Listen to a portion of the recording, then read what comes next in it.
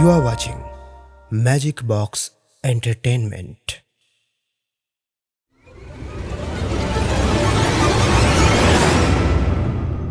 আমাদের এই গল্পের আসরে আপনাকে স্বাগত জানাই।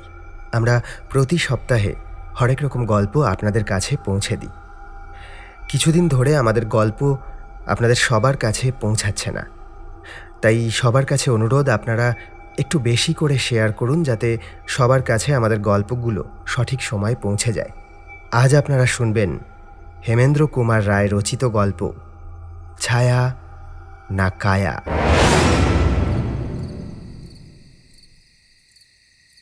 বেশি দিনের কথা নয়, এই গেল শ্রাবণ মাসের 11 তারিখ, পূর্ণিমার রাত। 10টার সময়ে শয্যা নিয়েছি। এখন 12টা বেজে গেছে, কিন্তু চোখে আর ঘুম আসে না। ঘর থেকে বেরিয়ে এলুম বারান্দায়। সামনেই গঙ্গা, চাঁদের আলো তাকে যেন রূপো দিয়ে মুড়ে দিয়েছে। ভাবলুম খানিকটা বেরিয়ে এলে হয়তো অনিদ্রার কবল থেকে মুক্তি লাভ করব। বেরিয়ে পড়লুম। একদিকে চির জাগ্রত গঙ্গা, আরেকদিকে ঘুমন্ত বাড়ির সারি, মাঝখানে পথিকহীন পথ। কোনো ঘাটে বিকটকণ্ঠ গায়করা পর্যন্ত পাড়া কাঁপানো চিৎকার করছে না। এই চমৎকার নির্জনতাটুকু উপভোগ করতে করতে এগিয়ে চললুম। কলকাতা শহরে গঙ্গার ধারে বেড়াবার আসল সময় হচ্ছে এই। এখন থেমে থুমে গেছে যত বাজে গোলমাল, আকাশ আর বাতাস। কান আর প্রাণ ভরে জেগে আছে শুধু গঙ্গার জল তরঙ্গে হিমালয়ের গম্ভীর বাণী। কত কোটি কোটি যুগ আগে জন্ম হয়েছে এই পবিত্র বাণীর, কেউ তা কল্পনাও করতে পারে না। একে নিঃশেষে গ্রাস করতে পারেনি অনন্ত সমুদ্র। মস্ত বড় একটা বটগাছ অনেকখানি জায়গা জুড়ে আবছা অন্ধকার সৃষ্টি করে দাঁড়িয়ে আছে। তারই মধ্যে এখানে ওখানে দপদপ করছে 4-5টে জোনাকি। কে যেন আগুনের ফিনকি দিয়ে ছিনিমিনি খেলছে। জায়গাটি ভালো লাগলো। বটের ছায়ার তলায় নিদ্রিত ঘাটের কোলে এসে ছলাৎ ছলাৎ করে বেজে উঠছে গঙ্গা জল। ছোট ছোট ঢেউ শিশুরা যেন কৌতুক হাস্যধ্বনি তুলে পাষাণের ঘুম ভাঙাবার চেষ্টা করছে।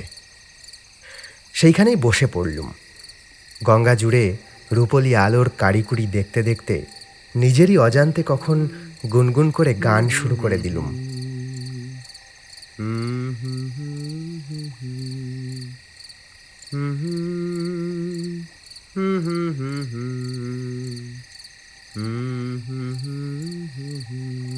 হঠাৎ লজ্জিত হয়ে গান থামিয়ে ফেললুম। লজ্জার কারণ আছে। দৃঢ় পণ করে গঙ্গার ধারে যারা নিয়মিতভাবে বেসুরো গান গেয়ে লোক জ্বালাতে আসে, আমি তাদের দুচক্ষে দেখতে পারি না। অথচ আজ আমি নিজেই গঙ্গার ধারে বসে গান গাইবার চেষ্টা করছি। গান থামিয়ে খানিকক্ষণ নীরবে চাঁদের আলোয় ধোয়া ওপারের অস্পষ্ট গাছপালার দিকে তাকিয়ে রইলুম। ওখানে একটা আগুন জ্বলছে, বোধহয় চিতার আগুন। স্তব্ধ রাত্রির বুক চিরে মেয়েগলার একটা কান্নার শব্দ শোনা যাচ্ছে মাঝে মাঝে। এমন সুন্দর রাত্রে মৃত্যুর স্মৃতি ভালো লাগলো না। আচমকা আমাকে চমকে দিয়ে গাছের উপর থেকে ডেকে উঠল একটা বাচ্চা পেঁচা, ঠিক যেন ভুতুড়ে শিশুর কান্না। ভয়ের কারণ ছিল না, আমি ভীতু মানুষও নই। তবু কেন জানি না বুকের কাছটা কেমন ছ্যাঁত করতে লাগলো। অকারণেই মনে হলো পেঁচার বাচ্চাটা অকারণে কাঁদছে না, সে নিশ্চয় ভয় পেয়েছে। কিন্তু কিসের ভয়? তারপরেই অনুভব করলুম এখানে আমি যেন আর একলা নই। যেন কার হিংসুটে চোখের তীক্ষ্ণ উত্তপ্ত দৃষ্টি আমার পিঠের উপরে এসে বিঁধছে বারবার। নিজের অমূলক ভয়কে হেসেই উড়িয়ে দিতে চাইছিলুম, কিন্তু ভয় গেল না। হঠাৎ শুনলুম পিছনে কে বিড়বিড় করে কথা বলছে। তাড়াতাড়ি ফিরে দেখি বটগাছের তলায় দাঁড়িয়ে আছে একটা লোক, যেন স্থির পাথরের মূর্তি। মাথায় এলোমেলো ঝাঁকড়া ঝাঁকড়া চুল, চোখ দুটো বিস্ফারিত, নিষ্পলক।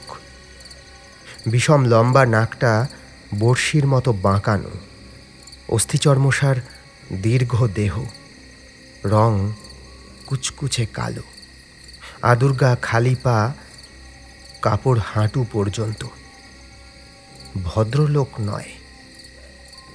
তখন খেয়ালে আনিনি, কিন্তু পরে ভেবে বুঝেছিলুম লোকটা দাঁড়িয়েছিল ঝুপসি বটগাছের তলার প্রায় অন্ধকারে। তবু ২০-২৫ হাত দূর থেকেই আমি স্পষ্ট দেখতে পাচ্ছিলুম তার চোখ, নাক, মুখ, এমনকি হাত পায়ের নখ পর্যন্ত। চেঁচিয়ে বললুম, কে হে তুমি? লোকটা জবাব দিল না, একটুও নড়ল না। আপন মনেই বিড়বিড় করে বকতে লাগল। আবার জিজ্ঞাসা করলুম, কি হে, এত রাতে এখানে কি করছো? জবাব নেই, কিন্তু বিড়বিড় করে বকুনি থামল না। নিশ্চয়ই পাগল, নইলে বিড়বিড় করে বকে কেন? তাকে নিয়ে আর মাথা ঘামানো দরকার মনে করলুম না। পেঁচার বাচ্চাটা তখনও সমান চিৎকার করে মৌন রাত্রিকে বিভৎস করে তুলেছিল। তার চেঁচামেচির মানে খুঁজে পাওয়া যায় না। কোন ডালে তার বাসা? গাছের চারদিকে চোখ বুলিয়েও আবিষ্কার করতে পারলুম না। মনে এলো বিরক্তি। না, নিরবিচ্ছিন্ন শান্তি কোথাও নেই।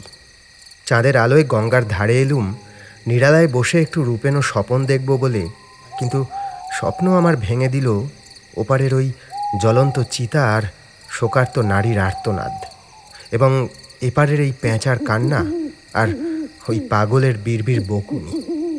দরকার নেই আর কবিত্বে, আবার বাড়িতে ফিরে যাওয়া যাক। উঠে দাঁড়ালুম, একবার গাছতলার দিকে তাকালুম। পাগলটা সেখানে নেই, কিন্তু তার বিড়বিড় বকুনি তখনও শোনা যাচ্ছে। সে কথা কয় কোথা থেকে? এদিকে ওদিকে তাকাতে তাকাতে হঠাৎ আমার দৃষ্টি আকৃষ্ট হলো গাছের উপর দিকে। একটা মোটা ডালের দুই দিকে দুই পা ঝুলিয়ে বসে পাগলটা নিজের গলায় পড়ছে একটা দড়ির ফাঁস, বিড়বিড় করে বকতে বকতে। কি সর্বনাশ! তবে কি ও পাগল নয়? ও কি এখানে এসেছে গলায় দড়ি দিয়ে মরতে? না না, লোকটা পাগলই বটে, নইলে আমার সামনেই আত্মহত্যা করতে চায় কেন? অন্তত উপস্থিত মুহূর্তে পাগলামির দ্বারা আক্রান্ত হয়ে ওর বাহ্য জ্ঞান লুপ্ত হয়ে গেছে।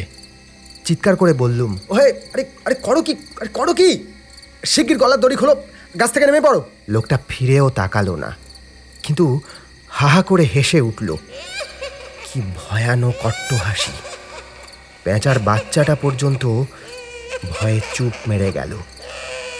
কানের কাছেই শুনেছি বটে, কিন্তু আমার মনে হলো যেন ও হাসি যে হেসেছে সে আছে অনেক অনেক অনেক দূরে।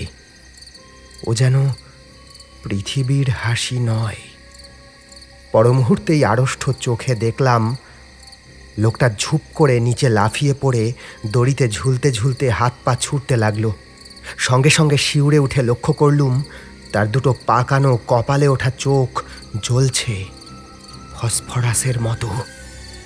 দু এক মুহূর্ত দাঁড়িয়ে রইলুম মন্ত্রমুগ্ধের মতো নিস্পন্দ হয়ে।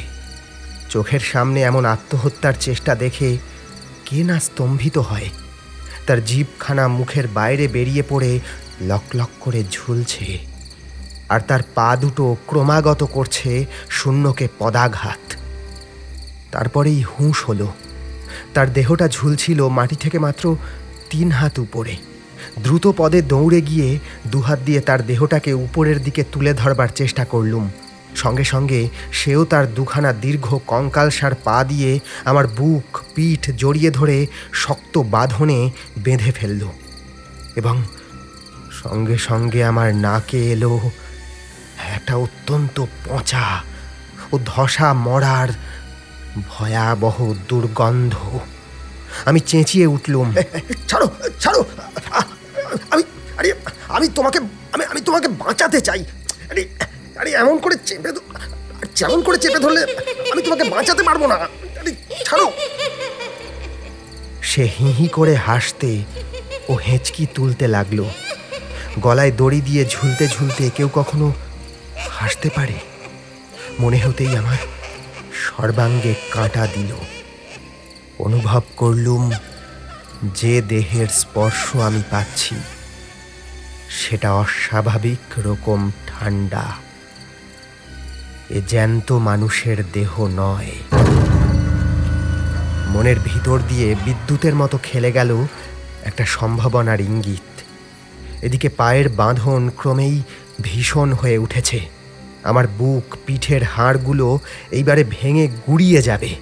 প্রাণপণে চিৎকার করে উঠলুম, বাঁচাও বাঁচাও, কে কোথায় আছো, কে কোথায় আছো, বাঁচাও। পায়ের চাপ আরও বাড়তে লাগলো এবং সঙ্গে সঙ্গে সেই জীবন্ত মৃতদেহটা হাসতে ও হেঁচকি তুলতে লাগলো ক্রমাগত। আমি চেঁচালুম, বাঁচাও বাঁচাও, আমাকে মেরে ফেললো, আমাকে মেরে ফেললো, বাঁচাও বাঁচাও বাঁচাও। দেখতে দেখতে পায়ের চাপে আমার দম বন্ধ হয়ে এলো। দু হাত দিয়ে টেনে সেই সাংঘাতিক পায়ের বাঁধন খোলবার চেষ্টা করলুম, কিন্তু বৃথা চেষ্টা। অনেক লোকের দ্রুত পদশব্দ শুনলুম। শব্দ কাছে এসে পড়ল। কে জিজ্ঞাসা করলে, এই কি হয়েছে, কি হয়েছে, এমন চিৎকার করছেন কেন? পা দুটো তখনও আমাকে ছাড়েনি। হাঁপাতে হাঁপাতে অতি কষ্টে বললুম, এই লোকটা গলায় দড়ি দিয়ে মরতে যাচ্ছিল। আমি বাধা দেওয়াতে পা দিয়ে চেপে ধরে আমাকে আমাকে আমাকে মারবার চেষ্টা করছে। আমাকে আমাকে বাঁচাও, আমাকে বাঁচাও। বিস্মিত প্রশ্ন শুনলুম, তাই কে গলায় দড়ি দিয়ে ঝুলছে? কে আপনাকে মারবার চেষ্টা করছে? কেউই তো এখানে নেই। দুহাত দিয়ে সেই পচা মাংসের দুর্গন্ধ ভরা পা দুখানা টানতে টানতে রুদ্ধশ্বাসে বললুম, দেখতে পাচ্ছ না, এই দেখো এই দেখো, এই দেখো। হঠাৎ পা দুটো আমাকে ছেড়ে দিল। আমি এলিয়ে ধপাস করে মাটির উপরে পড়ে গেলুম। একটি লোক টর্চ টিপে গাছের এদিকে ওদিকে আলো ফেলে বলল, কি বলছেন? এই চেয়ে দেখুন, কেউ কোথাও নেই। মাসখানেক আগে একটা লোক এই গাছে গলায় দড়ি দিয়ে মরেছিল বটে, কিন্তু আজ আবার কে এখানে মরতে আসবে? আপনি ঘুমিয়ে পড়েছিলেন বুঝিয়ে? স্বপ্ন দেখছিলেন? পাছে ওরা আমায় পাগল ভাবে? সেই ভয়ে বললুম, হয়তো তাই হবে।